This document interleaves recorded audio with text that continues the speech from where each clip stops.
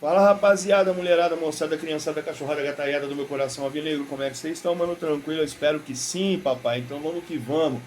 Day after de Corinthians 1, Fortaleza 1, Fortaleza 1, Corinthians 1, o jogo foi na Neoquímica Arena e o Corinthians com esse resultado chegou a 4 pontos no Brasileirão e na 15ª colocação, deixando a zona de rebaixamento lá para o nosso rival lá do Rio de Janeiro, Flamengo.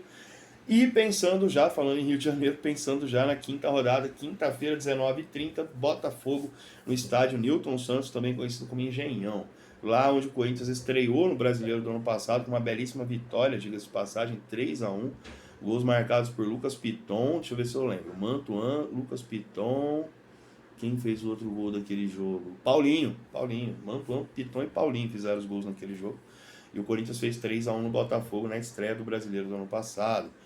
Ah, aliás, curiosamente, né, o Corinthians estreou e venceu depois de uma derrota na Libertadores, uma estreia com derrota na Libertadores na ocasião para o Always Red na Bolívia, teve protesto, enfim.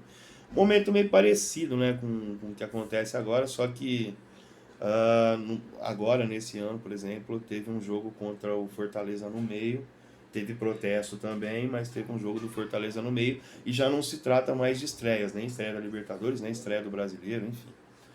Ah, jogo de ontem, legal, bacana, entendeu? Houve alguma evolução perto do que o Corinthians vinha apresentando, que aliás era bem pouco, né? Teve uma evolução sim, o Corinthians fez um bom jogo diante do Fortaleza, penso eu. Ah, comemorar o empate, porra, comemorar o empate, eu não sei se eu comemoro o empate, eu acho que era um jogo que dava para ganhar. Apesar do Fortaleza ser um time bom, muito arrumado, muito organizado, o Vojvoda faz um baita trabalho. Tem jogadores do Fortaleza ali que eu queria no Corinthians, já falei em outras oportunidades.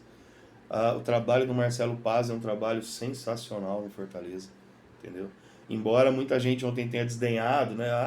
Você está com medo do Fortaleza. Não, mas quem é o Fortaleza na fila do pão? Gente, não estou falando de história, estou falando de momento. Hein? E não há o que comparar o momento do Fortaleza com o momento do Corinthians. É óbvio que os caras estão muito mais organizados. Mas o Fortaleza não conseguiu passar da pré-Libertadores. Essa história a gente conhece bem, né? Essa história a gente conhece bem. Não é a exclusividade dos caras. Em compensação, eles foram lá para a Sul-Americana e estão nadando de braçada, né? Nadando de braçada. Então, e aliás, falando em Sul-Americana, se o curso natural das coisas acontecer, é para lá que o Corinthians deve ir, infelizmente, porque, né, lembramos o que aconteceu nas duas últimas partidas do Corinthians em casa, contra a Argentinos Júnior e também o Independente Del Valle. O Corinthians na Libertadores está por um fio. A verdade é essa. Então, se a realidade do Fortaleza é a Sul-Americana, a nossa, muito em breve, também pode ser. Não vou falar deve ser, porque futebol, jogo é jogado, muita coisa pode acontecer, inclusive o Corinthians chegar e ganhar do Argentinos Júnior e ganhar do Independente Del Valle. Né? É possível? É possível. É provável? Aí eu já não sei.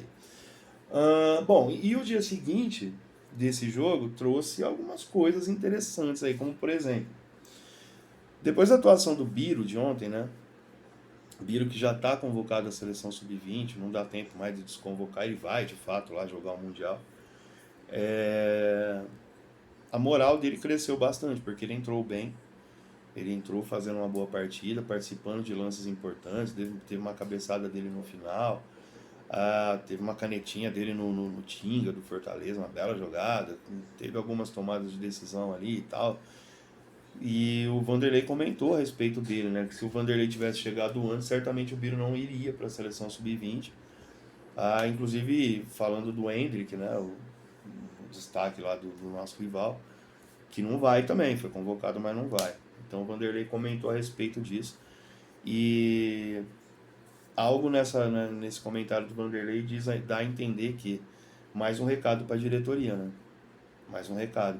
A diretoria que não contratou, que não deu ferramentas para os treinadores que passaram, treinadores no plural, né?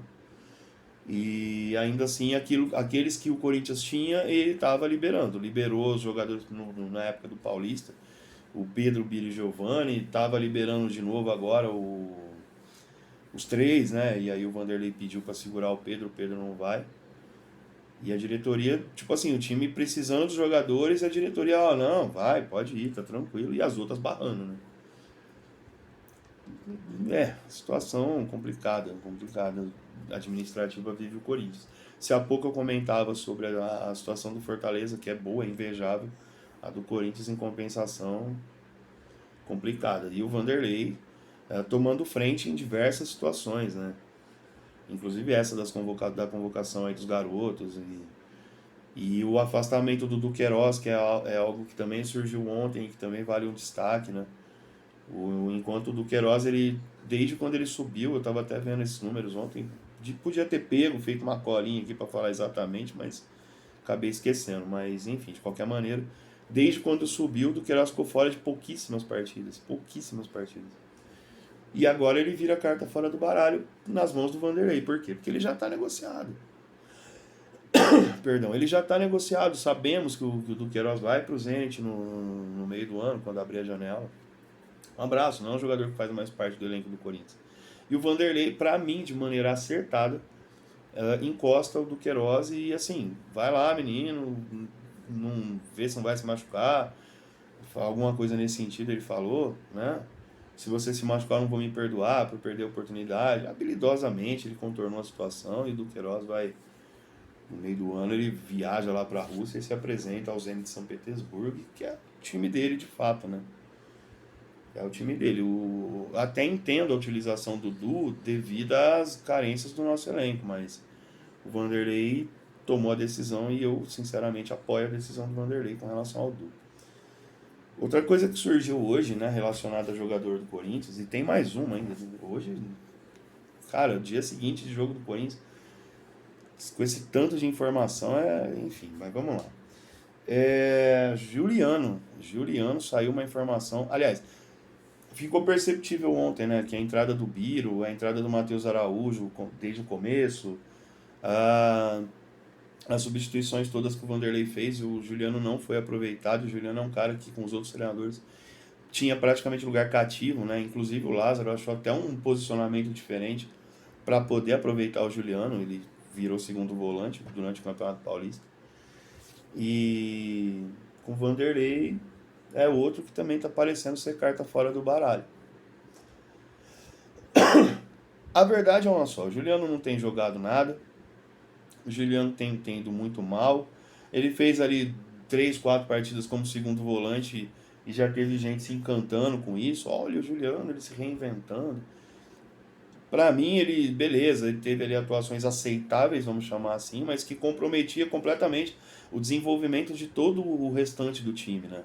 Eu lembro nitidamente o jogo do Mirassol, por exemplo, Paulistão 3-0, placar contundente, mas onde o adversário teve bola na trave, o Cássio pegou pênalti, eles tiveram N oportunidades de gol.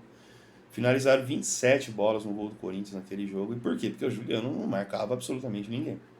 Com a bola era um ganho, uma saída de bola e tal. Lembrando, né, que o Juliano é um cara que só toca a bola pro lado e para trás, mas enfim.